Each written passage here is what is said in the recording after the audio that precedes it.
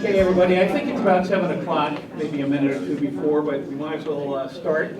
First of all, I want to thank all of you for coming out here. And in particular, I want to thank Eileen and Joe for agreeing to have a debate, which is very rare, but it gives them the opportunity to show who they are, what they stand for, and most of all, gives you a chance to get to know them. The format's going to be the following. Well, before I do that, Senator Martin here is a timekeeper, and he will give a 30-second warning to the candidates, and then the second time he says time, that's it. Then we move on to the next question. When we get to the audience participation question, it'll probably be between 25 after and 7:30. Whatever question is asked is to both candidates. Okay, so we want to make this fair. And I would ask, after we get started, you can applaud both candidates when they stand up and we introduce them. And then at the very end, by all means, definitely do that. But in between, I would just ask that you hold the applause, because it'll probably be distracting, and just want to move it along well. Ma'am, you're more than welcome to come in. I have a question. When it is audience participation, is there a time limit to that? That's a good question. If the audience asks a question, they're going to have 2 minutes each to respond to it, but there will be no rebuttal. And 30 seconds? Yep. So if everybody would stand, we're going to do Pledge of Allegiance, which there's a flag right behind you. I pledge allegiance to the flag of the United States of America and to the republic for which it stands, one nation, under God, indivisible, with liberty and justice for all.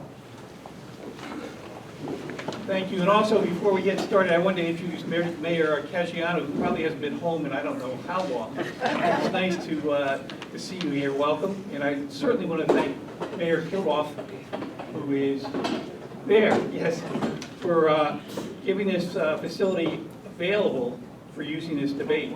Come on in. There's some chairs over here in the back against the wall. And while you're doing that, I'm going to go over the format very briefly. Each candidate is going to be asked a question. The first one has 2 minutes to answer, the second one has 2 minutes to answer, and then the person who was first asked the question has 1 minute to rebuttal. They don't have to do that, but they have that option. And by the way, you don't have to use all your time if you don't want to do it. I got 2 here. Yeah, just put them in the back and then they can figure it out. Okay. The person who's chosen for mayor. Do you have a point?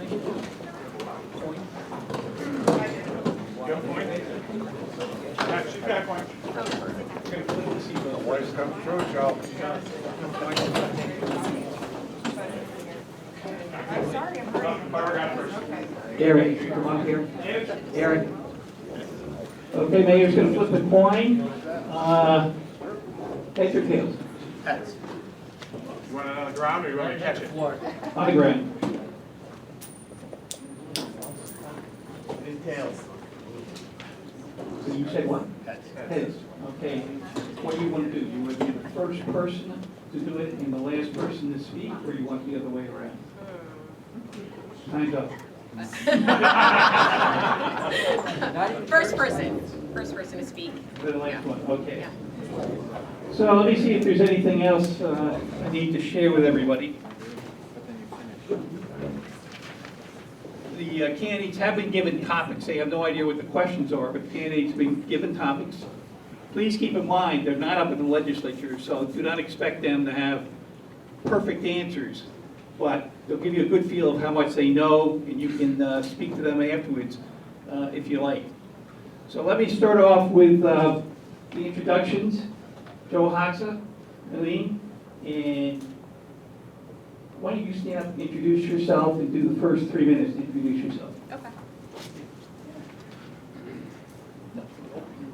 I can read my intro, right? Yep. Okay.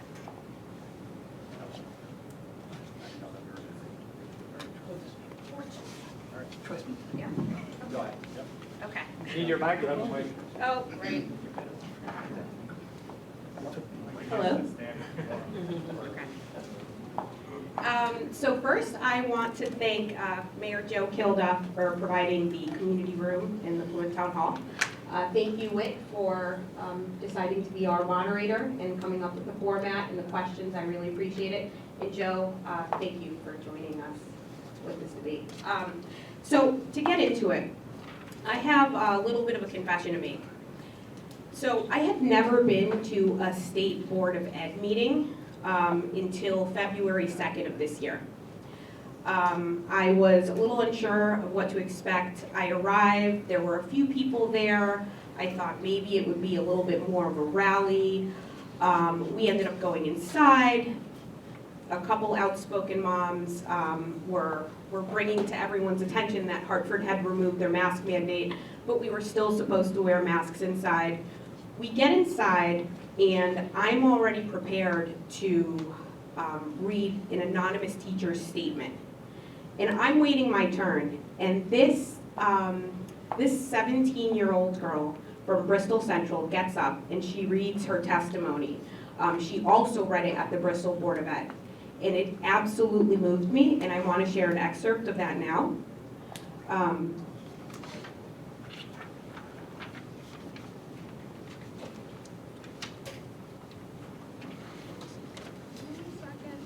Sorry.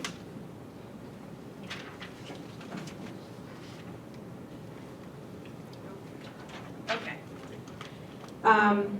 She started with talking about the mask mandates and how it affected her. She said, "It's going against my moral beliefs and putting my life on the line, and not a single person here cares. You're supposed to do something, anything, to protect your students, like me. I've been emotionally abused by my school. I've been singled out and bullied by my administration.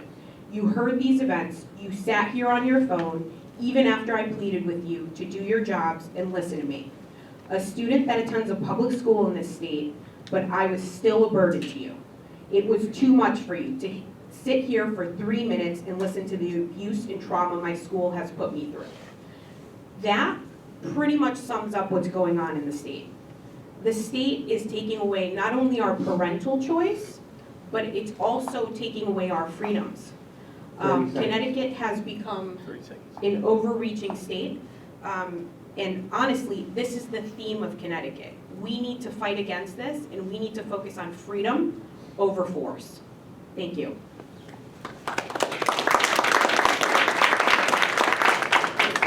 Okay. Joe Hoxton. Good evening, everyone. Thank you all for coming out. I really appreciate it. As I look out into the audience, I see a lot of familiar faces. And that's because I have a close and personal relationship with many of you.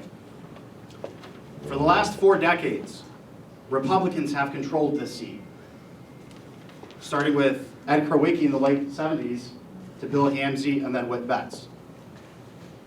With that said, this nominating process and election is going to come down to one word: trust. Who do you trust to be able to lead you in Hartford? Who do you trust to have their eyes and ears on Plymouth and Bristol, on the issues that the people of Plymouth and Bristol care about? Who do you trust to be able to put politics aside when it's time to govern, or when it's time to legislate, and actually get to legislate? The 78th needs a fighter. Needs somebody that's going to stand up to the far left extremists that have occupied the Democrat Party. We need somebody that's going to fight critical race theory. We need somebody that's going to fight and oppose mask mandates. We need somebody that's going to stand up and fight against new taxes. We need a leader. We need someone that's going to be strong and not compromise their principles. One of the biggest issues that I think is facing Connecticut and the 78th is crime. Crime is at an unprecedented level.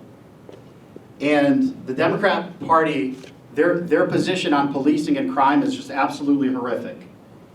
They've completely stripped the police force in every single community of their power.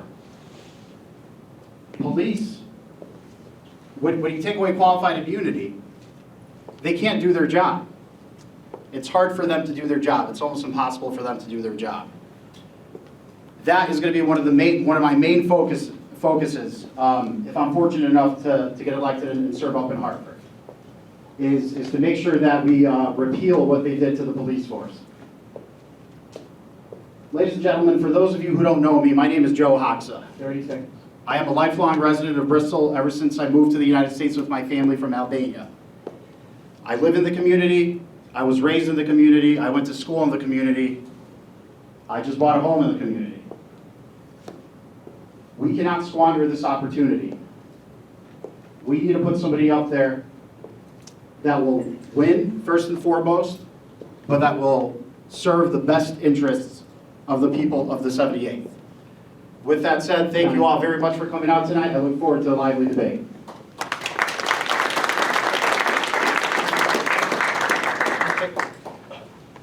Okay, I'm going to start with the questions. I would ask you to hold the applause, though, until they finish their remarks. And I'm going to start over here with Eileen. She's first. And I just came from a committee meeting on this, so I'm sure you're going to be very familiar with it, both of you. One of the hottest issues going on right now in the state legislature is the right to die, or aid in dying. It's become very emotional. It's been taken up for 5 years, but it is yet to become law. It did come out of the committee today, so it could very well be in the Senate or the House, I don't know. What I'd like to ask both of you, we're going to start with Eileen, is would you vote for or against this concept becoming a law in Connecticut? And please list your reasons for your position. You have 2 minutes. So I would vote for this becoming a law in Connecticut, and I will give my reasons. So originally when this bill was presented, I thought, how dare we take someone's choice away? That's really my main theme, choice. How dare we take somebody's choice away? The opposing side, a lot of the disabled community, did bring up a good point. They brought up that if you were to leave this in the hands of the healthcare system, because it would most likely be covered by healthcare, by your health insurance. If that's the case, will that start changing what a health insurance agency is willing to cover? Will they start saying, well, if you have only 6 months to live, will hospice not be on the table? Will your only option be to take whatever cocktail is recommended and end your life? Because that's what's most cost effective. This is a problem. So even though I would vote yes, I would make sure that there would be an amendment to the bill to ensure that this is covered by a separate fund and not covered by health insurance. I would not want to leave this in the hands of our health insurance companies. Thank you. Wait, can you please ask the question again? Sure.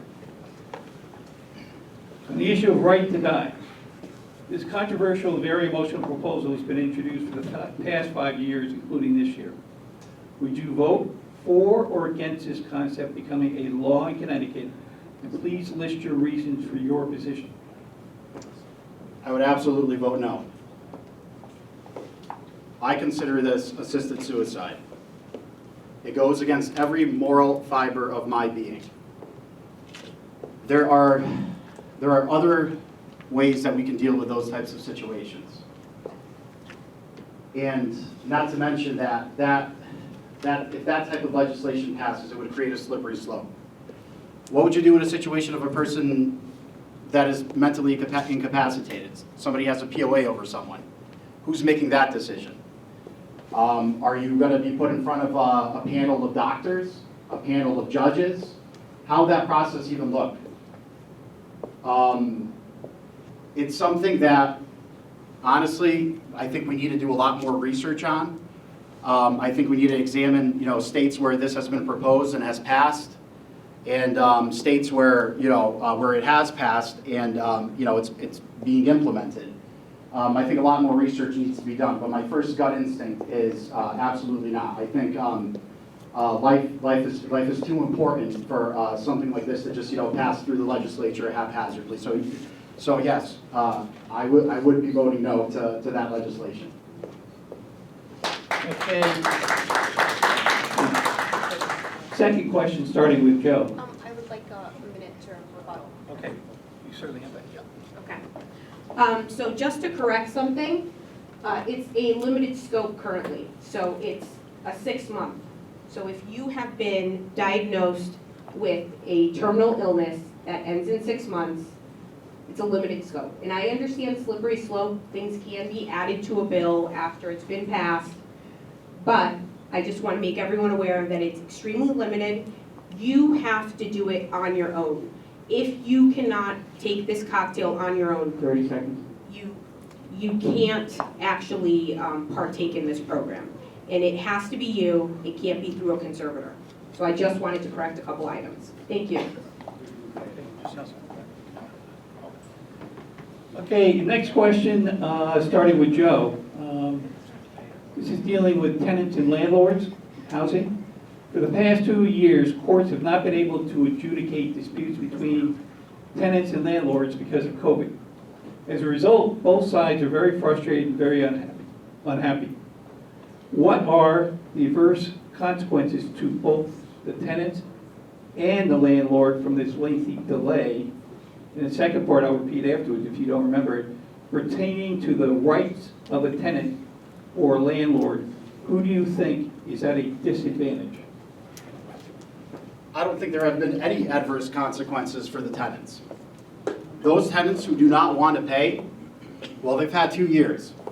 It's time to pay up. It's time for the courts to open back up and for these cases to be heard.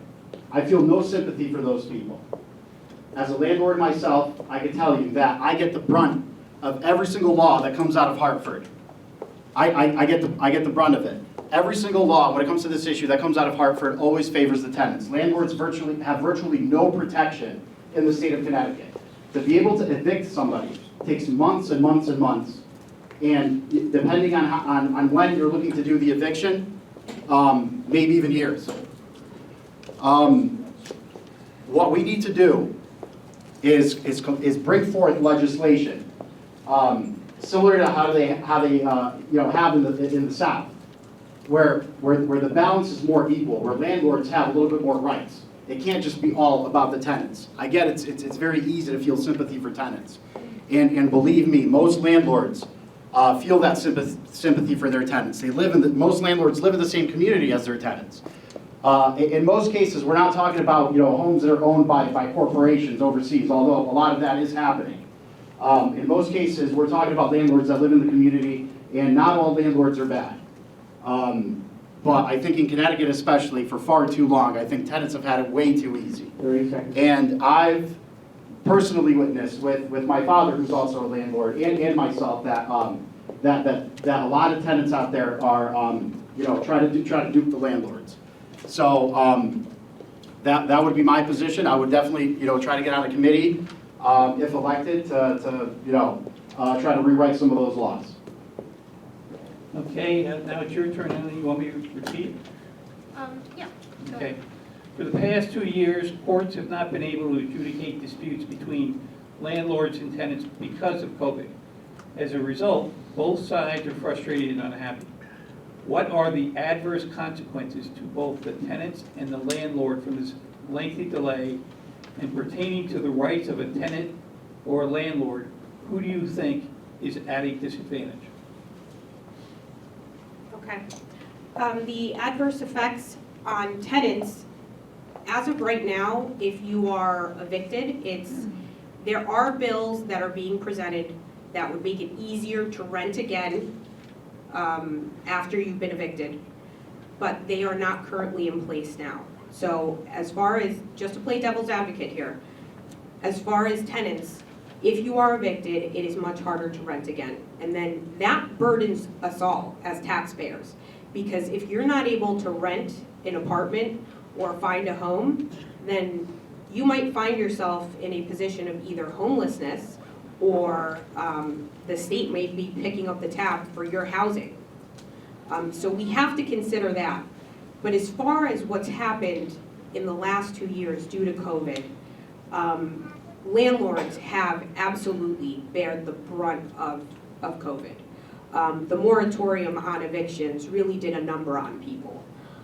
The stories that we've heard, we all heard about the red rice in Bristol, that property that was destroyed. We've seen it, that went national, but we've seen it locally, nationally, and we all know someone that has a property. I would honestly think that we need to, as Joe said, a balance between the landlords and the tenants. 30 But seconds. we need to find a way to start elevating the tenants, giving them tools, so they'll pay. If you're not employed, if you don't have childcare, all of these things make you most likely a bad tenant because you can't pay if you can't work. Thank you. Yeah. There are currently a ton of resources available for tenants. I have 2 tenants that have been receiving payments, haven't made a single payment to me yet. The Salvation Army has been paying their bills for the last 3 months. There are plenty of resources already out there for tenants, both in the private and the public sector. Reforms need to be made, and I think landlords have had it very tough for too long. Okay, thank you. Now, Eileen, I think it's your turn to start first. This is dealing with something we all know about, which is the mental health crisis. Prior to COVID, the mental health system has been unable to meet the current demand from our citizens. For years, the state budget has not provided enough money to address this problem. The lack of funding has resulted in a severe shortage of medical providers, psychiatrists, psychologists, therapists, nurses, etc. Now, because of COVID, our mental health system is really overwhelmed. If elected, what idea or ideas would you propose to address this crisis? Please explain how your ideas create greater access for mental health providers. And for the benefit of both of you, because I don't think you know this, right now the legislature is considering putting in $700 million to address the mental health system. Hasn't passed, but I just want to make sure you're aware of what that is going on up there. It's your turn first. Okay. The aircraft carrier bill that's currently being discussed that Whit mentioned really does, it's a comprehensive package of mental health bills. So one of their propositions has to do with certifying maybe students to start taking on some more counseling clients that they normally wouldn't be certified to take on. So that would improve access, since we would have more people in the state who are certified to take on therapy clients. Aside from that, it's also about investing more money into those places like Wheeler Clinic, like Bristol Health, that offer mental health services. And it's that type of package. At this time, with the pandemic and with everything that we've seen, the stress at home, the depression at school, we need to invest. It's not something that we can really decide to hold off and wait. We've already gotten to a breaking point. So I think the package that's being proposed, not in its entirety, but overall is a good package, and I'd vote for it. Thank you. There's not much that I agree with that comes out of Hartford, but this is one of those bills that I do. I don't think that $700 million is even near enough what we need to be spending on mental health. Mental health would have prevented one of my friend's suicides. Mental health can prevent gun violence. Mental health can prevent domestic abuse and domestic violence. Oftentimes, we don't see below the surface of things. People go about living their lives seeming like everything is okay on the surface, but underneath, they could be fighting a battle and we don't even know it. We find out when it's too late, when that person has taken their life. So this is an issue that I do care a lot about. And I've spoken to many of you about this issue individually, and I've expressed my thoughts, but more importantly, my willingness to learn more about the topic and to attend as much informational sessions about this bill and other bills that come out on this topic. I would be a strong proponent for investing in mental health programs in the state of Connecticut.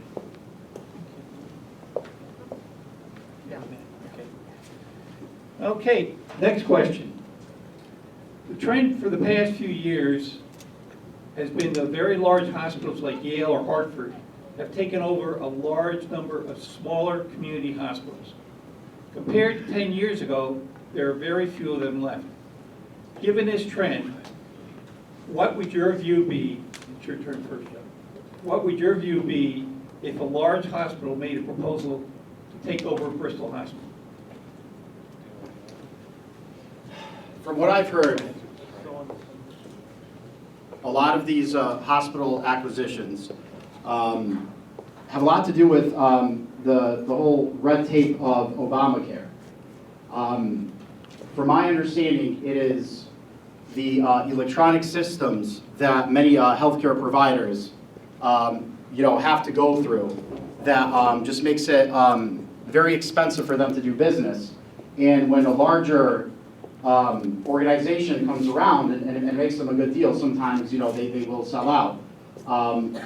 And then what ends up happening is that prices increase for the consumer.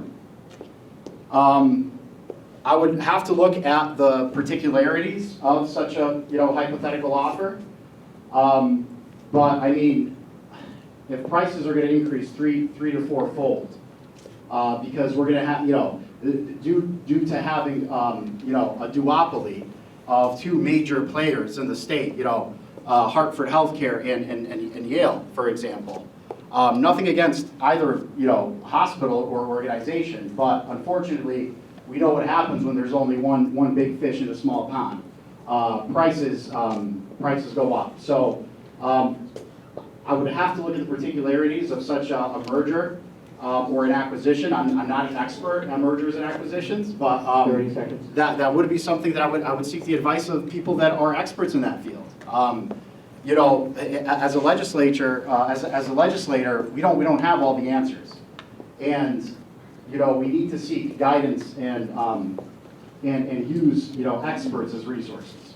But to answer your question, it all depends. I would need to really see the breakdown of that proposal. Okay. I did like your answer, Joe. That was Thank you. thought out.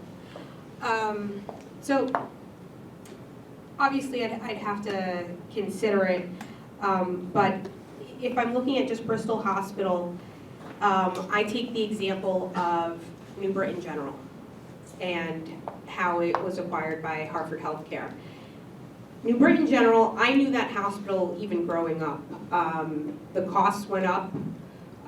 The care is okay, it's convenient, especially as far as providers. But we need to keep those options where you can go for oncology treatment and it's 30% less here. I can go to a primary care physician and it's just a little bit cheaper, and they may take an insurance that isn't statewide, something that is a smaller plan. We need to keep those independent options, not just for standalone doctor's offices, but also for emergency care in those hospital stays. So we need to ensure that we have at least a few community hospitals that remain in Connecticut.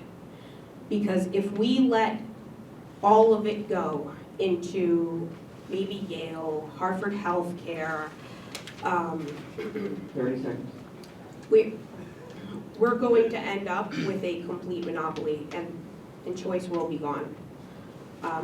So it's something that we'd have to consider, but we should fight to keep community hospitals like Bristol Health. Thank you. Okay. Okay, I'm going to ask one more question, and after this, we're going to turn it over to the audience for your questions. And I'm doing this one in particular because I don't think a lot of people are aware of this, particularly in Plymouth.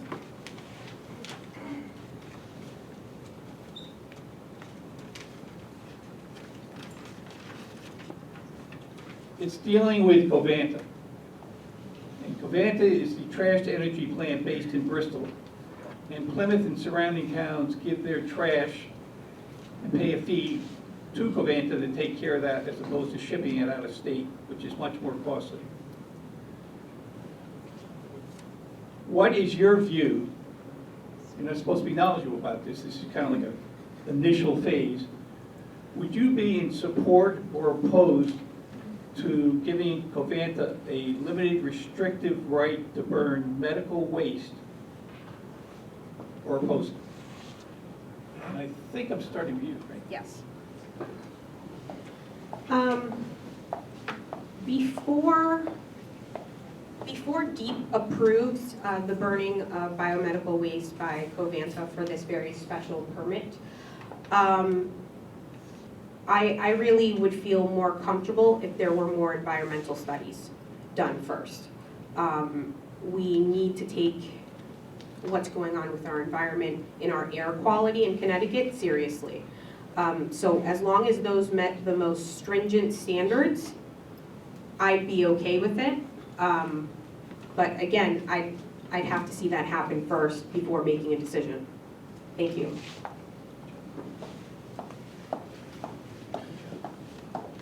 From my understanding, we spend tens of millions of dollars every year shipping garbage to other states that we can't service here in Connecticut. Medical waste, I have been informed, is particularly toxic, so I would be against that, but I would definitely be for creating jobs in Connecticut, burning other, refuse and garbage. More studies need to be done. More studies need to be done. As far as I'm aware, we have some pretty good standards in Connecticut, in regards to, what temperatures we have to use to burn certain, waste. But I think, more studies need to be done as far as, seeing specifically what the hazards are of, medical waste. But spending tens of millions of dollars to ship garbage to somebody else is not a good thing. And I think that, we can put our heads together, and this is one of those rare issues that I think can find some common ground, that legislators can find common ground on in Hartford, to make work. But yeah, so, against the burning of medical waste, or the bringing of, or creating jobs in Connecticut to get rid of the other types of waste. Thank you.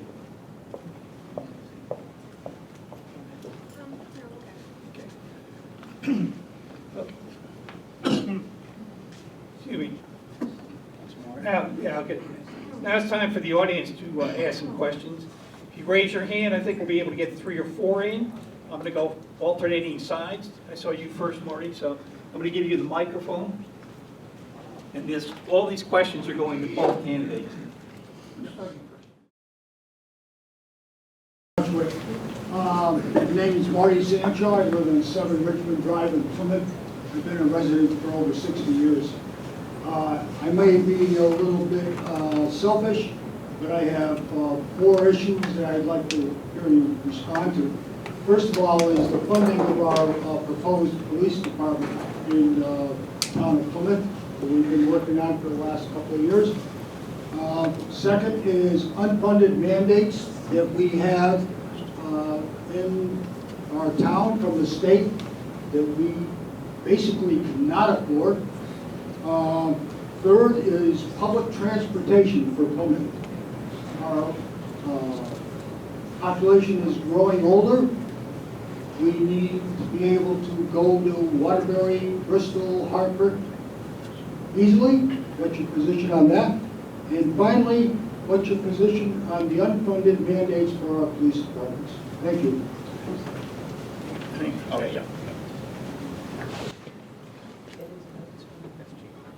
Thanks.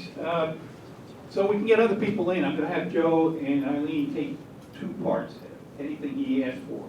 Whether it's the unfunded mandates, whether it's the police department, your choice, and I think you're first, right? Yeah, absolutely. Same timetable, by the way. Okay. 2 minutes? All right. So I think for far too long, the big cities get all the funding for infrastructure. I will be the biggest advocate for small town Connecticut in Hartford. For far too long, the infrastructure needs of towns like Plymouth and little big towns like Bristol get neglected. Because the thinking in Hartford is, oh, they don't need it. They're a small town. Who cares about them? Let's focus on the cities. Only the cities need investing. No. We're due for some investment here in the 78th. And that's going to be one of my #1 priorities, is to make sure that your voices are heard and that communities like Plymouth and Bristol no longer get neglected. Marty, where are you? Great questions.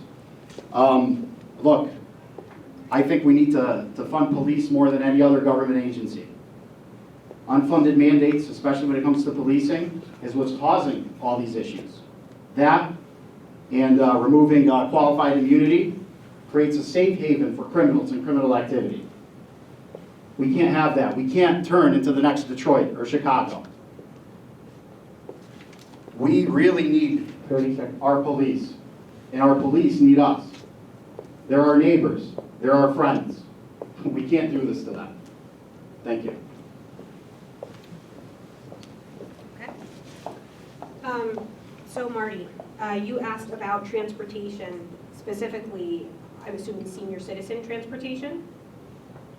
No, I'm talking about general transportation. Just regular, There's like a- busing? There's a Connecticut Trans bus that goes from Torrington to Waterbury. There's another trans bus that runs around Bristol, and we are isolated. There's no reason why we can't have a bus that goes from Torrington into Plymouth, turns around and goes back to Waterbury, and give our citizens public transportation.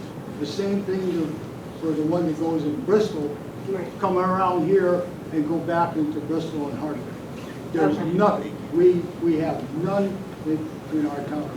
Well, first, We have great transportation for seniors, but for the general public, we have nothing. okay. So in that case, since I'm unfamiliar of how much that would actually cost, and I know that typically something like that, it wouldn't just be one town, it might be something that a lot of rural towns would be interested in. So it may become one of those mandates, one of those unfunded mandates that we're trying to fight against. So I would need more information on that first, how feasible it is, but it's something that I absolutely think we could take a look at. But it would depend on how many people are actually going to take public transportation. Because we tried to do something that was for the betterment of everyone who wanted a job in Hartford, in New Britain, with the big bus line. And it was touted as a solution to people who needed transportation to go to work, and it was a waste of money. So if it's feasible, I'd be all for it. And as far as unfunded mandates that are put on small municipalities like Plymouth, we can't paint the state with a broad brush, and we constantly do that. It doesn't matter the size of community, it doesn't matter the demographic, it doesn't matter the income level. We think each community should be a uniform community, and that is a problem at the state. And that's something that I would absolutely fight against. I hope that answered your questions. Thank you. Just to let everybody know, we're not going to be doing the rebuttal here because we want to get as many questions of yours as possible. So, on this, I'm sorry. This is State Representative Kara Pavlock. You don't need it. Thank you. Hi, I'm Kara Pavlock D'Amato. I'm the ranking member of the Insurance and Real Estate Committee up at the Capitol. And my question is, public option or Medicare for All has been a hot topic for the last couple of years. So I have a two-part question. Number one, do you support socialized medicine? And two, is healthcare for all a right? Why or why not?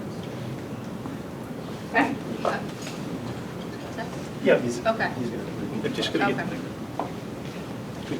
Question. Okay. This is going to be short. No, it is not a right, and no, I do not believe in socialized medicine. Done. Thank you. Do I have to repeat Russ the first 2 minutes? That's a tough one. That is a tough one. I do believe in helping out the needy. I really, really do. And there are people in this state that need health insurance. And we need to explore cost-effective and efficient ways to provide that health insurance and health care to those people that need it without just giving it to everyone. A good friend of mine actually just sent me a video recently of explaining this topic a little bit by somebody named John Stossel. Some of you may know him. He considers himself a libertarian, and he gave a really good explanation for this. He said that, well, Medicare or healthcare for all it isn't the right approach if you want to help out the needy, because what you're going to end up doing is 60% of those recipients aren't going to need it. They're going to have better coverage through their private, healthcare providers or health insurance providers. So that's a huge question, Kara, and I think the approach needs to be nuanced, and we need to make sure that we're not wasting resources, and that resources in this particular area are going to the people that need it the most, and not just a one-size-fits-all blanket approach, because that's how you get millions and millions and billions of dollars of waste. Thank you. Anybody in the middle here? Get her in there. It's not a. First thing I have to say is you guys are making me look bad because you guys are great debaters and doing a great job. Today, just heard on the news that the no excuse absentee ballot is coming back. It's probably going to fly through committee, as I just heard here. And clearly, the state has changed those voting rules to, quite honestly, in my opinion, benefit the large cities and Democrats in general if they have an increased number of registered voters. We are currently in the minority, but what are your thoughts about this potential bill? And what would you do if you were elected already to try to prevent this type of continued takeover of our election system? Well, first thing, Jeff, we gotta get a Republican majority elected in the legislature. Good. And we gotta get my buddy Brock Weber elected Secretary of the State. And I think that partnership would do away with this nonsense. No excuse absentee voting? I mean, okay, I guess so. They have it in some states. How's it working out for them? We need to come down hard on this issue. Otherwise, we'll never win another statewide election. We need to go out on the streets and protest in front of the Capitol, in front of city halls, in front of the Democrat voting machines in New Haven, Hartford, and Bridgeport that perpetuate this fraud. It's a tough cookie to crack, Jeff. We need the majority in order to pass legislation to prevent that from happening. And I'm prepared to work hard to win for myself and to help others out there to win, so that we could make sure that we codify that no excuse absentee voting is illegal.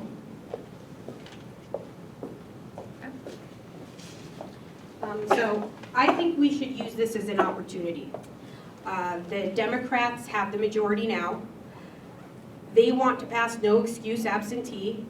We should use it as an opportunity to make sure that there's voter ID. I'm okay with it as long as there is voter ID. But that is something that we have every single session proposed and we never get passed. If we can focus on that. I think most of us are okay if somebody fills out an absentee ballot, and I'm not talking about a signature. I'm talking about your ID number. It doesn't change, it stays with you. It would be a way to even extend ID to those in inner cities. People talk about equality, inclusion. If you provided ID for this purpose, and it was at no cost to everyone, we now no longer have a problem with absentee ballots, because it's pretty hard to send 100 ballots to one home and fill out 100 correct numbers for people's IDs. So I think let's use it as an opportunity. Let's obviously try for the Republican majority, but voter ID is what we need. And absentee ballots no longer become a problem. Thank you. Somebody over here had their hand up. Okay, so, hi. I have a question for each part of the original questions that were proposed to you guys. So for the first one, we were talking about the legislation of no choice, and you said no. So what would the power of attorney even be then if we weren't allowed to use it in order to have the right to say that someone else could die? If someone's dying and they don't have anybody else to use for them, how would you determine whether they would die or not? Which is the choice of the hospital. So is that your question? That's for both. Yeah.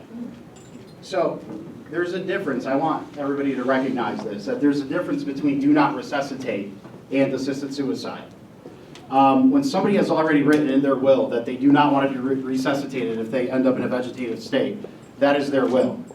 But without that being in somebody's will, and for it to be codified, that there is some kind of government program or agency that is designed to administer quote unquote right to die, I'm totally against that.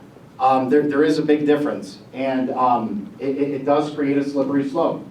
I work at a bank, and a power of attorney doesn't give somebody complete rights to the funds of that individual.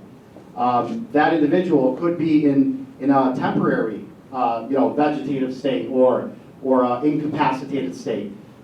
It's not something for us mere mortals to decide.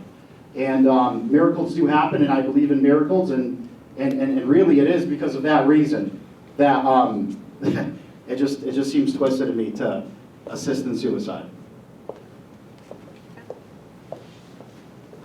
Okay, so as far as the power of attorney, usually it has a limited scope. It'll be either to handle someone's funds, handle somebody's health care. In this case, if you do believe in the proposed aided dying bill, what you would be doing by giving the person who holds the power of attorney, power to decide, is you would be opening the door to making murder legal. If you administer the cocktail yourself, no one else is liable for your actions. But now you'd be introducing a liability on that person who holds the POA. And if they weren't liable for it, and the POA could actually act in this capacity, then where would that stop? That would be the slippery slope. That would be extremely terrifying. We're not there with what the bill says currently. I know things could change over time, but as of right now, you have to administer it yourself. And if you're at the end of life, it may be something that I'll give a personal example. My mom died of scleroderma, and I don't usually like to go here because I can get a little emotional. She died in terrible pain the last 4 months. Her joints hardened, her organs hardened. I had to see her basically constrict in front of my eyes. And she was in pain, and she had a DNR. And because of that, they didn't resuscitate her, and I know she was happy to have that DNR. We talked about it. So when I see somebody like that, and that's just my mom, my experience, I know that this could be an option for some people. And I would never dare take that away from some people. Thank you.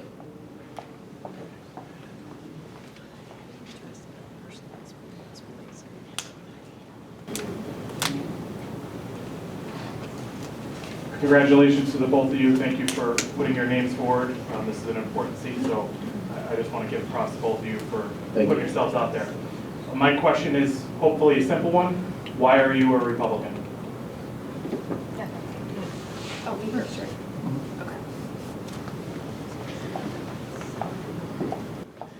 Okay. So I came to the Republican Party in a very odd way.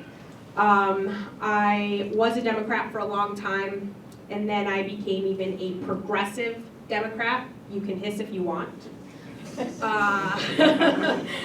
And when this happened, I didn't even think twice. I really thought I was a do-gooder. I had this altruistic fog, and I would be the type of person to use PC language and shout people down. That's the person that I was. The pandemic hit, and I was living in Plymouth. That was 2020.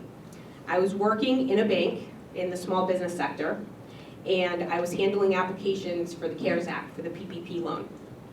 And at that time, like many people, I thought this was going to be permanent. This was in the very beginning. I started examining what I should be doing. Should I be volunteering? Should I be helping these business owners in any possible way? Since I had so much time, it was just work and home.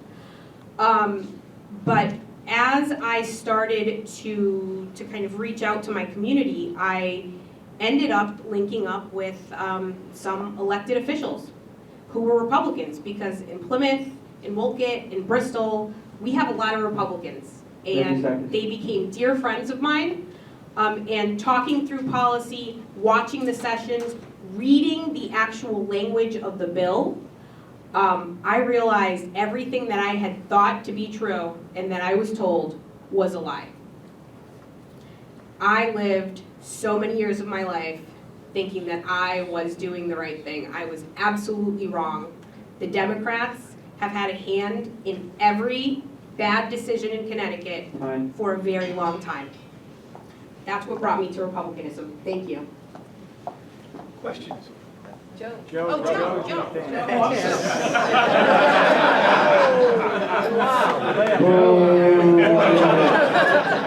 You were born one. Your time's up.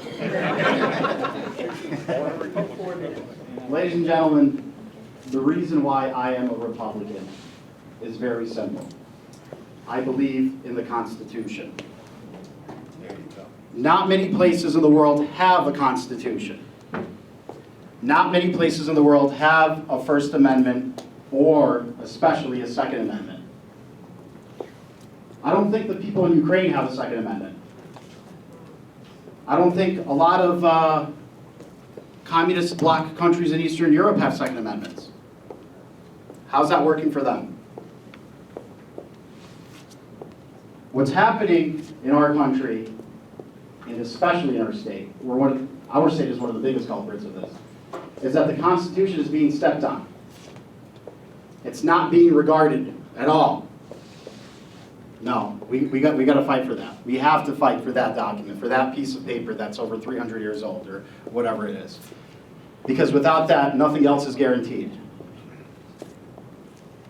And that's why I'm a Republican. Okay, time for one more question. I'm trying to get in the middle.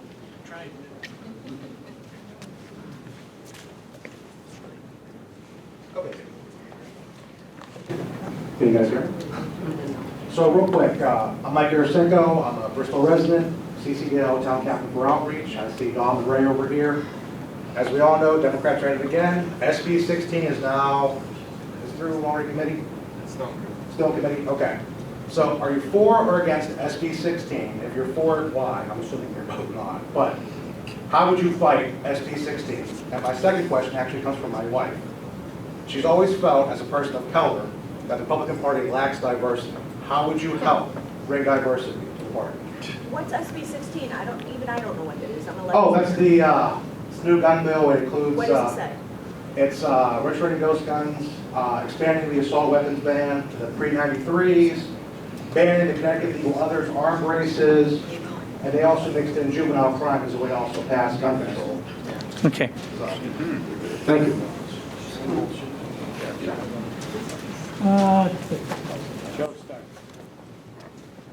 Mike, thank you for the question. Look, I believe that guns should be taken out of the hands of criminals. But you don't do that by disarming regular people. Not to beat a dead horse, but to go back to the Ukraine example, because it's so, it's obviously such a salient issue. An existential crisis, some would say, it has the potential to be. But, and I'm not an advocate for nuclear weapons, but, Ukraine voluntarily gave up their weapons when Russia asked them to do so. Would Russia have done what it's doing right now, knowing that Ukraine was also armed with the same capabilities that Russia has? Who knows? Maybe not. Probably not. With that bad guy that's trying to break into your home 3 a.m. in the morning to do God knows what, if they knew that you had a whole arsenal ready and waiting for them, would they think twice? I am a supporter of the Second Amendment, and no, I do not support that bill, Mike. And as far as your second question goes, I totally understand and I'm sympathetic to that. I've worked on campaigns, and I can tell you that I've gone into communities of color, and I've made personal appeals to them, tried to show them why the Republican Party is the party that truly embraces them and not the Democrats with their long history of racism. We need to make a better effort to go into the cities. And I think that the way to do that is to just roll up your sleeves and go knocking on every door. Going to the places of business in communities of color, to their places of worship, and just man-to-man talking to them and spreading the word of the message of the Republican Party. Sorry. Okay. Okay. No, I oppose SB 16. I don't think we need to get to a crisis. I don't think we need to have war on our shore to validate all of our legal gun owners. If you are a law-abiding citizen and you want guns, and there is never war on our shores, you should be able to have that. Why are we going after law-abiding citizens? This takes away all of our resources that we could be putting towards criminals with guns. If you are law-abiding, and in this case, you have a permit, I believe in constitutional carry, but here in Connecticut, if you're law-abiding, why are we going after you? Why are we making it harder for you? Why are we limiting your magazines? This is simple. It's you bring law-abiding citizens to the table on everything, on mental health, on criminal justice reform, if you stop attacking them. If you keep attacking them, now you have groups to fight on your way to getting mental health bills passed and in criminal justice reform. That's truly bipartisan. And as far as a person of color, I mean, aside from being a person of color, since I'm Latina, I always say that because I'm a little lighter, and I'm like, I don't know if I have enough color. So I always feel a little bit weird about that. But we just opened the RNC just opened a minority outreach center in New Britain. Unfortunately, I wasn't able to attend, but it is a step in the right direction. It's not just about knocking doors when it's election time. It's about being in the community. And you grew up in the 79, right? No? 78. In the 70, no, in the 79. 9. Okay, sorry. That's it. Okay, I'm gonna do one last question, because you guys have been fantastic. I'm gonna do, this may be a education question, I'm not sure. And they're gonna both be staying here afterwards, so feel free to ask some questions after they're finished. My question to you both is, how do you feel about the state's involvement in local education and how they, I'm going to use the word dictate, what is taught to our children in our home, and the unfunded mandates that are handed down from the state to the local level, to the local level? Yeah, you repeat, well, they couldn't hear it. Can you hear me now? Yes. Okay. Yeah. First part of the question, what is your feelings on the state's involvement in local education, in local town education? Secondly, how do you feel about the state dictating what is taught to our children in our local communities? And third, the unfunded mandates that are handed down from the state. And Danny Gentile, please correct me if I'm wrong, but there's over 400 of them. I know where he is. And what do you propose to do about that? That's me, I think. Yeah. What the hell of a question to answer in 2 minutes?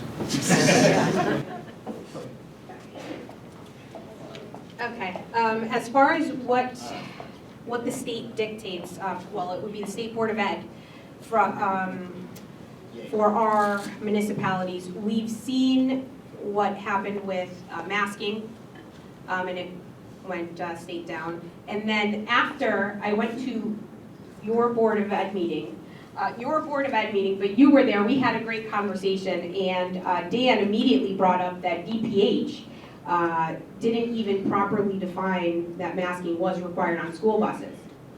And miraculously, within 48 hours, it was removed.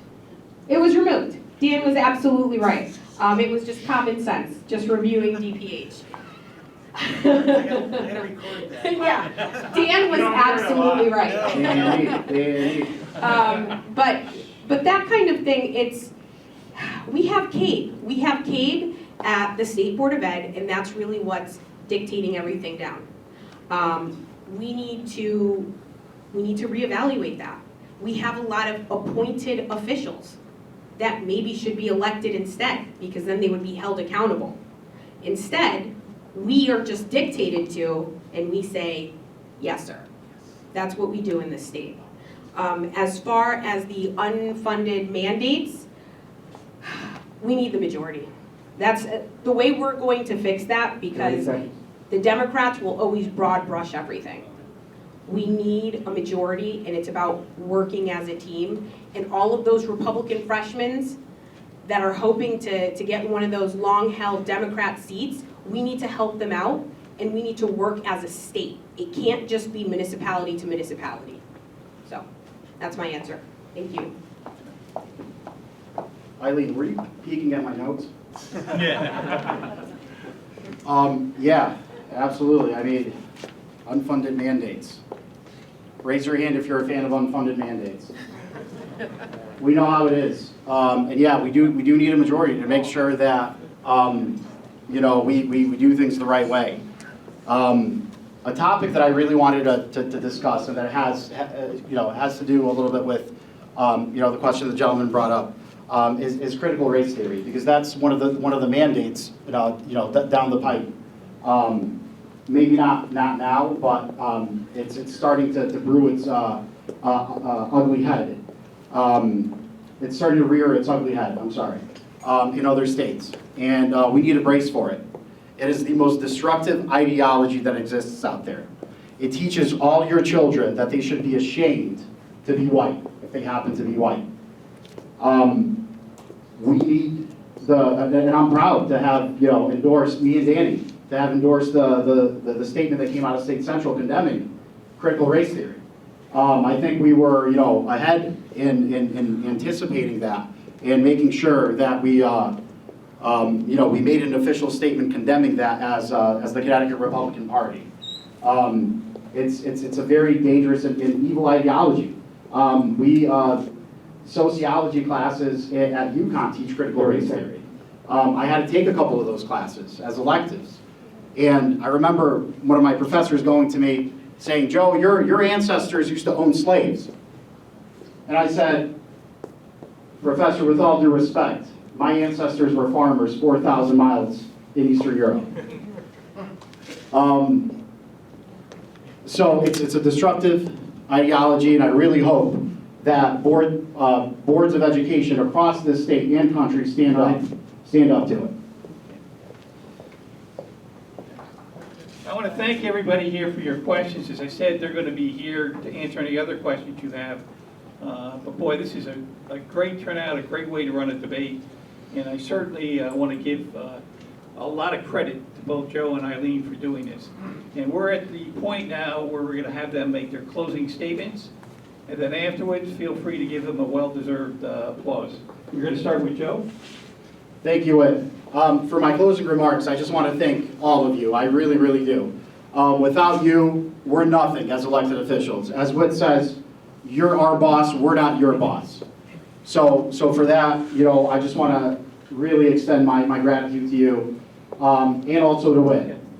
Whit, you've done a tremendous job as our state rep for over 10 years. You've truly left some very big shoes to fill. And I just really want to thank you for that.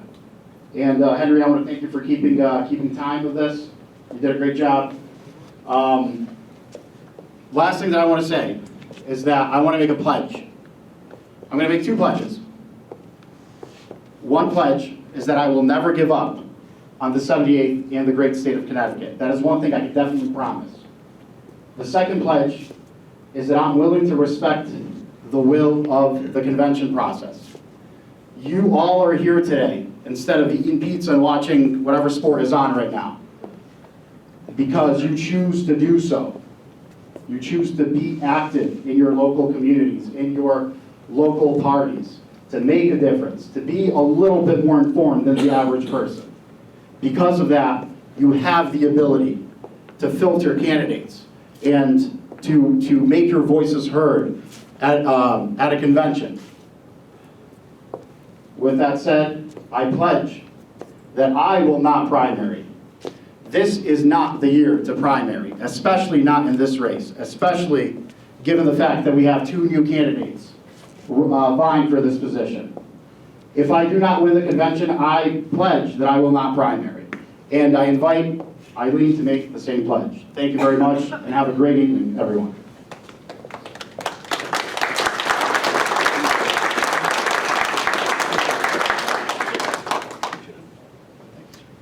Okay. I would like to thank everyone that participated. Thank you all for coming out. I don't think either of us expected this kind of turnout, so thank you. But I would like to take this moment to address what my opponent has said. So I think it's a little bit exclusionary of you to decide that only the people in this room are informed enough to choose a candidate. Are you saying that a primary is not a valid form of election? That if you're not in this room and you're not a political person, that you couldn't pick the correct candidate? I don't think so. I don't think so at all. So, yes, you can make that pledge all you want. You don't want to if I get the nomination and you don't want a primary and you have enough, that's fine. I am not making that promise. If I promise not to petition, I will not be a petitioning candidate. But if I do not get the nomination and I have enough to move forward in the primary, I will move forward. And that is because I think I am the better candidate and I will do the work during the primary. You don't want somebody who's just going to be up here because they want to talk a little bit about the issues, they want a seat in the House. It really is about doing the job, rolling up your sleeves. And you've been in Bristol a long time. Do you even have any ties to the Latino community, to go back to the person of color question? Like, have you really gone and done outreach to all of the communities, even though you've been in this area as long as you have? I honestly think that it's more, you don't want to do the work that it's going to take to win a primary. That's all I'm saying. But I do appreciate the time that you've given me here during the debate, and I appreciate the pledge you put forward. So, thank you.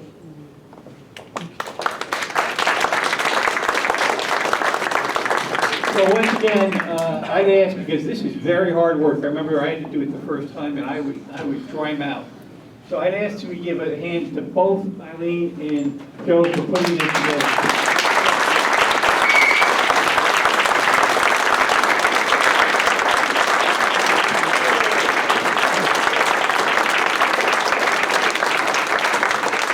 Thank you, that wasn't necessary, I'm fine. I want to thank the mayor again for the hospitality and allowing us to have this room for the debate. And great questions from everybody. Have a wonderful night and drive home safe.